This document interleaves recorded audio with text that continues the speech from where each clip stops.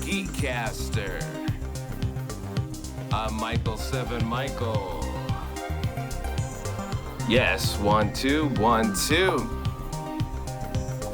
How's everybody doing? You're watching GEEKCASTER. I'm Michael. And today we've got Frank. Dayveonne. Oh, sorry. Go for it. Dayveonne Bussey. And then we got. That's Clark. And then we got. Franklin Correa. Awesome. Yeah. We're live.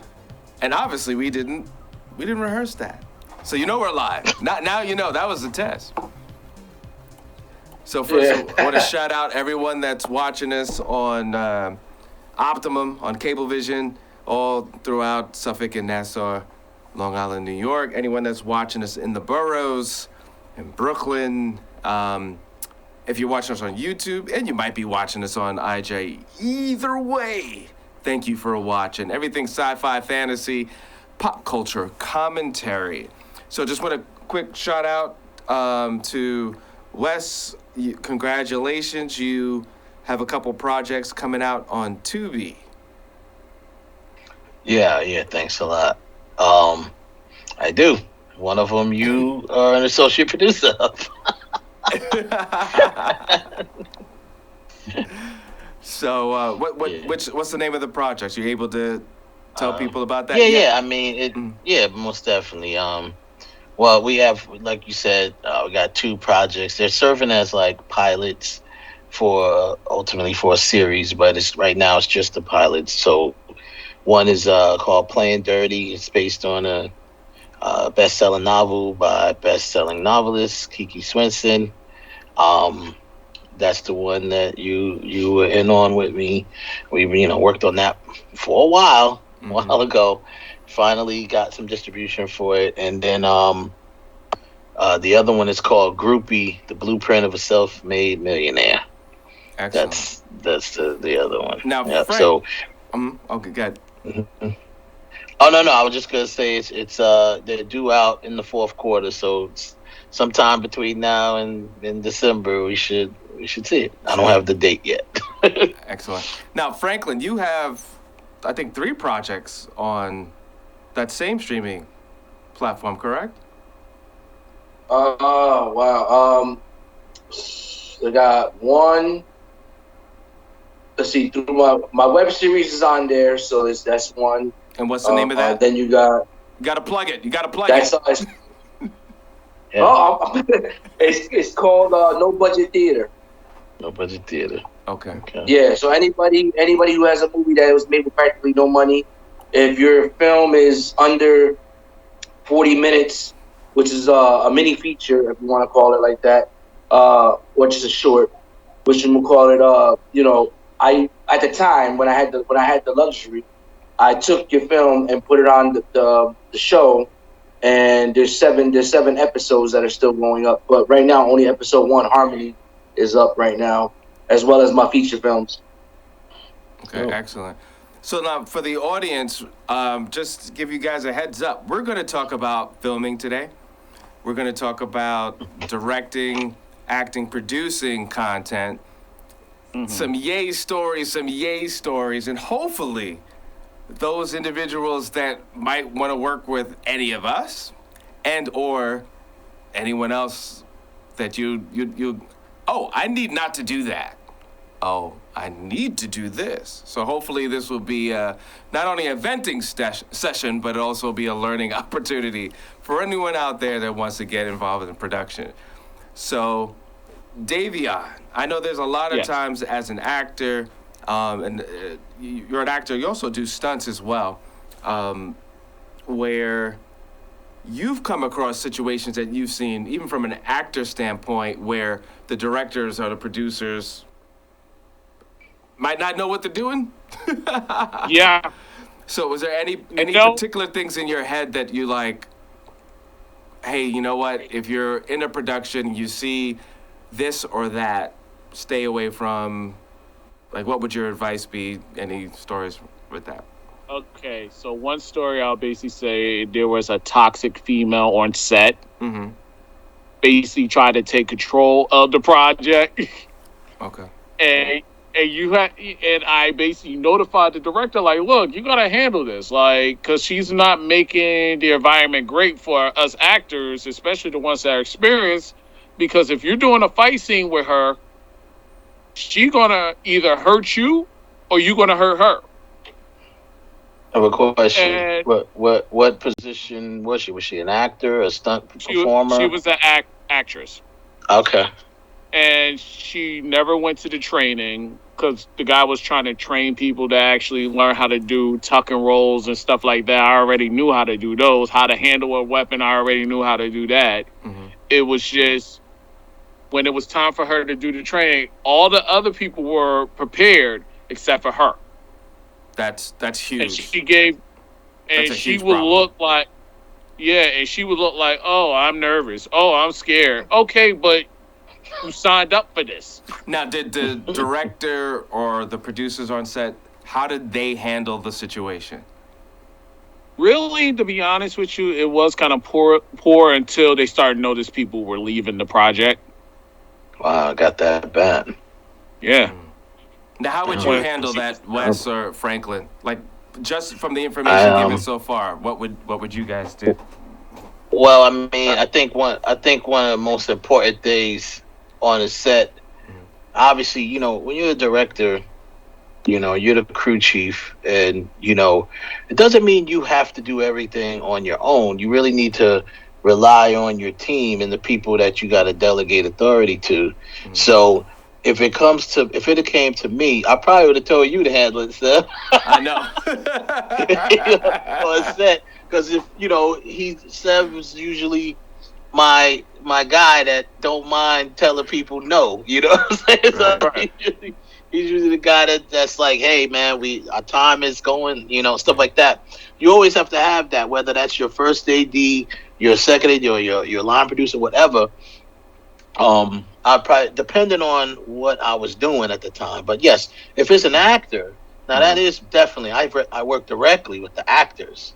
So now I have to, you know, try to find a way to make, you know, get everybody on the same page. And if she's unprepared, then we have to try to make it happen where either, depending on, you know, if we got, you know, we crunch for time, which you usually are, we got to figure out an alternate way to do this so it looks good first and foremost, and then going forward, you know, communicate with whoever, the stunt coordinator or whoever that may be, to try to work with her and have that conversation with her. Say, you have, like what you said, you signed up for this, so you need to be prepared. You know, so that's how I'd handle it. What about you, Franklin? Okay. Well, man, Dayveonne knows I've been through this a lot. So yeah, you know, I've been doing this for over 22 years, and and I do all my fight choreography. So what I always say is that some people are not made for it. You know what I mean? It doesn't matter. You could be a 5th degree black belt, 10th degree black belt, whatever. When it comes to fight choreography, realism and what's on camera is two different things. Yeah. Just because you did stage combat, it's for stage. It's not for camera. But it does help out some way, somehow. You know what I'm saying? Now, what Dayveonne was saying with the girl, he said that the girl didn't know what she was doing. He didn't want to hurt her. She didn't want, you know, she was acting like this and that, rah, rah, rah. Me, I would have did like my man said. I would have been like, yo, listen, all right. What I'm going to do is keep the fight simple, effective, and quick to make her look good, making sure it might cut the time on a movie shorter, but it doesn't mess the movie up, and it makes her still look good relatively, and it keeps everything flowing. But then again, you have to pull it to the side and be like, listen, next time, you know, it's a no-go. Like, I can't either I'm not going to hire you again, or, you know, you got to get your stuff together. Yeah. I think agree. For me, it wouldn't even have gotten that far. So yeah, no, I agree. You can nip that early, and you know, I feel as a director, it's my job to prepare the actors.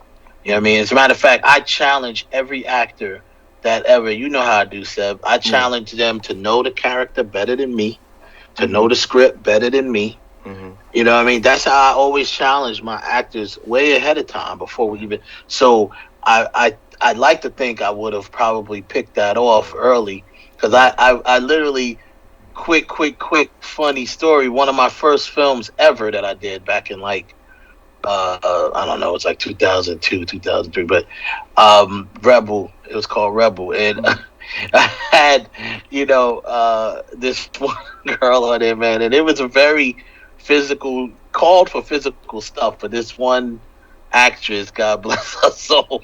She's just like she was just not at all physical. Very good looking, fit the role as far as what she looks. She could look mean and she could look badass. Right. But she's like, like she's like, and I'm just like, oh my God. I'm like, yo, please. And I had a guy working with her. I was like, look, dude, like, you gotta toughen her up, bro. Like, you gotta make her cry or something. Like, you gotta toughen her up. Right. Like, and but it was great. But we had just like my man said, we had to make it quick, right, fast, simple, right, and it looked like she knew something. It was like one little hit to the chest. We filmed that cutaway of her hand hitting the chest and him flying back and her standing there, posed her in position, and we're like, okay, let's get out of here now. Wow. We got our shot. Yeah. But in a situation where you can't do all that, that should have been nipped in the bud. There should have been, and this is why it's so important to have either the producers on the set, to have, like Wes was saying, an assistant director. There needs to be another set of eyes, because when you're directing, you can't stay focused, do the things you got to do. Because remember there's a couple of times that we were filming in the park, Dayveonne, and I was like, hey, I need another set of eyes for whoever's late, whoever needs to do this. I can't, because you want to stay focused, you want to stay on top of things. But for anyone out there that might have experienced what Dayveonne experienced, I think of it also the legal part of it. Because if she went forward and nobody knew what was going on and she got hurt, then she could turn around and say, well, I didn't get the training. You see what I'm saying? You see how it changes real quick? All of a sudden. But the training was there. She just never... Right, exactly. She never spent time. But she never took the time. She never even dressed for the training. But I remember one time when we were on set, we were in Chinatown. And she's on my team, and we're supposed to attack another team. Guess what this chick does? On set. Runs? No, she attacks me on set while she was supposed to attack the other team. And I'm like, why are you attacking me? We're gonna move on, because she should not be playing pretend. So we have to move on from that one, because that's wow. That's pretty bad. That's pretty bad. Make sure you get released. She shot the ball in the wrong hoop. Yeah, like the other team wins the championship. Yay! No. No.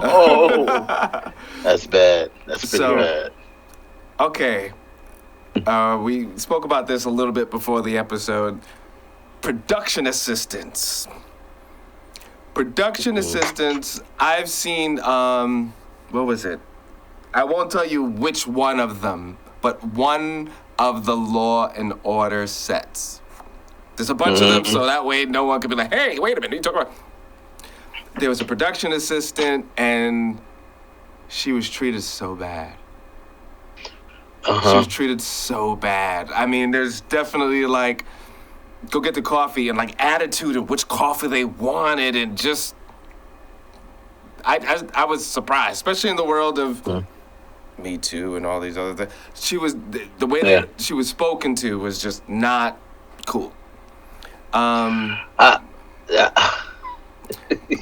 see so too, bro. I'm bringing that into the conversation just because, what do you do? How do you approach production assistants that are being abused or not treated well? Um, well, I would probably the first. This may not be the answer that people want to hear, but I've been in that situation before. Um, I would definitely talk to them about it, but I would have to reassure them that you gotta have thick skin to do this business. And I'm not saying that that's just the business, you have to accept it. No, you have choices. Everyone has choices. You could choose to not be on that production. And trust me, I know plenty of, I have got a lot of friends, a lot of graduates from my alma mater that are working on Marvel films, and they talk about how bad it might be or whatever. But at the end of the day, they choose to leave that production, learn from it, Right. and make sure you don't put yourself in that position. Unfortunately, you got people out there that look at things a certain way, which is it's not right. It's just like any other like tradition. It's like if you're the rookie on the team, on the sporting team, you gotta carry everybody's jock straps or whatever the hell they want you to carry and all of the equipment, this, that, and the other. I'm not saying it's right, but what I'm saying is, can you push through it? If you can, you might come out on the other side with a little more respect. They'll respect you for doing your job, right? Okay. I'm like I said, I'm definitely not condoning it. Right. I don't condone it, because I because of how I've seen people treated on sets, I specifically treat people a certain way. Gotcha. You know what I mean? Right. So that's what I do. I know that ain't the answer a lot of people was looking for, but it's like, Well, Franklin, I'm man. gonna go opposite direction with you on this one. Production assistants that are totally opposite. You got those willing to do anything. They'll take the gum off your shoe. Let's make this happen. What about those production assistants that, why are you drinking the water for the crew? I mean, the cast, it's like they don't want to do nothing. They want to be the prima donnas for the day. How do you deal with that? Kick rocks. That's it. He answered it perfectly. That's a perfect answer. I mean, this business is not for the faint of heart, man. Correct.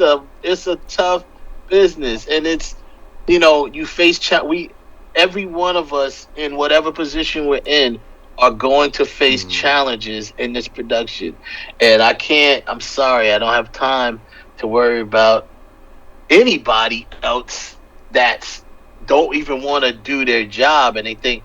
Hey, I'm glad you brought that up, Steph, because there was a person who made a complaint about. They said they worked on the Dahmer film. Okay. And she said, I was treated so badly. It was only me and another black girl, and they didn't even know my name. They kept calling me her name, and I'm like, and it's like. And they kept calling me her name. It's just like, come on now. We're the only two black girls here. You can't decipher between the two of us. It's like, no, it's not that they can't decipher. They don't care. They don't care. They just want you to do your job. That's it. And she made a big stink about this to try to almost make it like a prejudice thing, where it's like, oh, we all look alike, so you can't tell us apart. Like, yo, they don't even know what color you are because they don't care. They just want you to do your job. Just do your job. Yeah. So yeah, that is annoying, man. I and so a lot of people. Davey, I'm not too harsh now, huh? You know what? Shut up. No, let me tell you, Dayveonne, definitely. We're working on a production now, and Dayveonne has such a good heart. Oh, for all the fans out there, Dayveonne has a really good heart. Because he'll, and then there'll be sometimes with the production assistants, I'm like, you know what? Let's move on. I don't care. Let's move. He's like, why are you so heartless? But it was good to hear other directors not being heartless. It's just business. Like, we're here to get things done. And if sink or swim, we're going to keep moving. Yeah. So I'm not the only one. What happens is when No, what happens is when you do these productions, man, and you get things done, it's fun. It's like playing on a playground with your friends. But at the same time, if you don't get it done, you didn't come there to do what you had to do. You're wasting money. You're wasting time. You're missing, come on now, And most of the people that I know that did complain with the big productions, at the end of the day, though, they push through it and they're very proud of themselves and they see their name on that screen. Right. When that movie makes $1 gazillion and they see their name on that screen, they're like, yo, when's the next one? Now they're looking for the next one. You know? If call time is at 5, you show up 4:30. Right, exactly. If you're on time, you're late. If you're on time, you're late. And go the extra mile because that's how you move up in ranks within a production. If you're on point and you I know I was only supposed to scout one location, but I went and did a couple more just in case. Yeah, and I got good pictures. I got different angles. I gotta stop you. Hey Frank, how many times I come super early to your production? And he hates that. He comes. I can't use the words, but he comes too damn early. I'm still sleeping, and he shows up like, "Hey Frank, I'm downstairs. I got some donuts and some Gatorade." Blah, blah, blah. Bro, I said 1 o'clock. It's 10:30 in the morning. I got yelled at by one of my ADs. Not yelled at, but he criticized me because I have this habit of beating everybody to set. Like I always want to do that. Right. So I'm always at set first. And I remember one of my ADs one time was like, "Dude, why are you here so early?" And I'm like, it's just a habit, I just I'm trying to set an example, I'm leading by example or whatever. And he's like, "Dude, man, so it's like, when you go, we're all independent directors, right? So I like to feel like I've advanced as an independent director because I went from doing every damn thing to holding the camera and directing to not holding the camera anymore because I now got a cinematographer, and then now actually not having to direct everyone on set because I have an AD now. Right. So it's like, but it's still hard to get used to that because I'm used to doing everything. I'm always, that's a habit I picked whatever up. You need to do. And I was the one wearing all the hats, including transport, crafty, everything. And going with the customs of work, coming in early, it's just that also you get there, you got an idea of what's going on. You basically scout out the area, make sure everything is good. And not only that, it's just that you could go get breakfast while you're waiting for people. Yeah. And I can't sleep the night before productions anyway, so I might as well just go. Yeah. I can't sleep. I'm you get like 3 hours. Yeah, I'm thinking about everything because I'm probably working on something. I always work on scripts up to the point I'm about to shoot. If I wrote it, I'm working on a script up to the point where I'm about to shoot. Always, even if it's one little thing, shot list or something like that, it's always something. Right. So I'm like, let me close my eyes for 3 hours and then I'm going to get up in 2.5 hours and just go to set. So, 1, 2. There you go. Oh, man. That was a cool question, though. No? Any questions? Any more questions? No, just distractions. Yes, this is live, and I thought I muted you, and the world heard something they weren't supposed to hear. So I don't know. Let's see. No, we didn't hear nothing. We didn't hear nothing. We didn't hear nothing. You was muted. The universe did. Yeah. Wrong button. Oh, okay. Wrong button. Oh, so you muted yourself from us, but not them. Not the world. Sorry about that, America. Sorry about that. So, everybody screenshot it and send it to us. We want to hear it too. Yeah. Oh, man. So, all right. So we heard a little bit from an actor standpoint, stuff that you've seen. Is there anything that was, anything great on set that you wish more people would do? Let's go with you first. I got one right now. Oh, good. Oh, I'm sorry. You pick. You pick. Go, Franklin. Good. Yeah, something that you've seen that. And then we'll go Dayveonne and Wes. Go. Okay, so for me, I mean, it'd be nice if people knew how to like actually break fall and do their own stunts when they're doing the fight scenes and stuff like that. You don't have to keep on, stopping and cutting and then hold them in the air and then do it. If people came like an hour earlier so we could practice, or as me and Dayveonne did for my film Lyco, he came 2 days before and we went to the park and I was throwing him around and stuff like that. He was break falling and stuff like that. So when we did the fight, it came out fluid. Yeah, gotcha. So I would be nice if people knew how to just, take some time out and practice a little bit on making things look good, basically, with the choreography and stuff like that. Dayveonne? I would say the same thing with Franklin. Like, we took time to actually, execute the motion. Next thing, something that's great. Don't pick something that has happened in real life that you like, boom, that you were like you wish more people would do. Because I want this to be a learning thing for people as much as possible. Like, I would say pretty much sitting down with the person that you were reading your lines with. Gotcha. And if it also feed off from the individual, like if y'all forget lines, y'all know how to basically give some type of code to basically get the person back into the rhythm. Yeah, and you know what? That's a very good thing that you mentioned, Dayveonne, because knowing the material, knowing what you're going to do that day is so important. So if someone's a little off, they can bring you in. I think that's a great advice. Wes, is there something that you've seen that you wish more people will do that's a good learning tool for people out there? Yeah. Well, I remember I worked. One of the first times I worked with like a Hollywood actress was Persia White, and we were all nervous. We was thinking she was going to come on set and be bougie, and then she vegan and all so. It's like, oh God, what do we get her to eat? And right. But what I did think is she was a great example for everybody else that was there.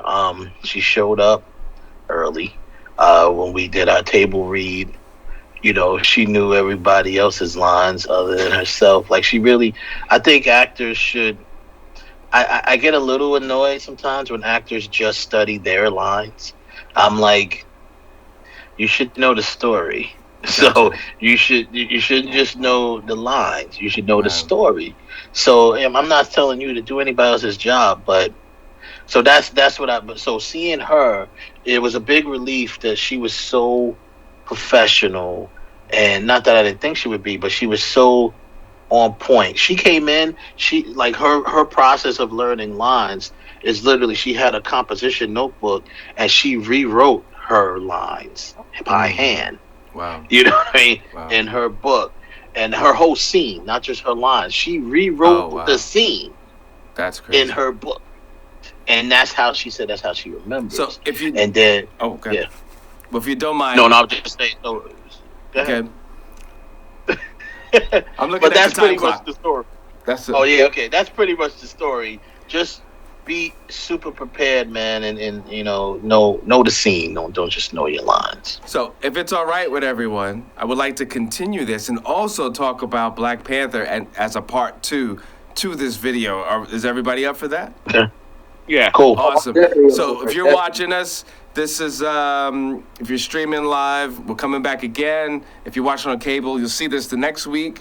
Let's just call this the producers. We'll be talking about Black Panther and some new 2023s. Excellent. You're watching GEEKCASTER.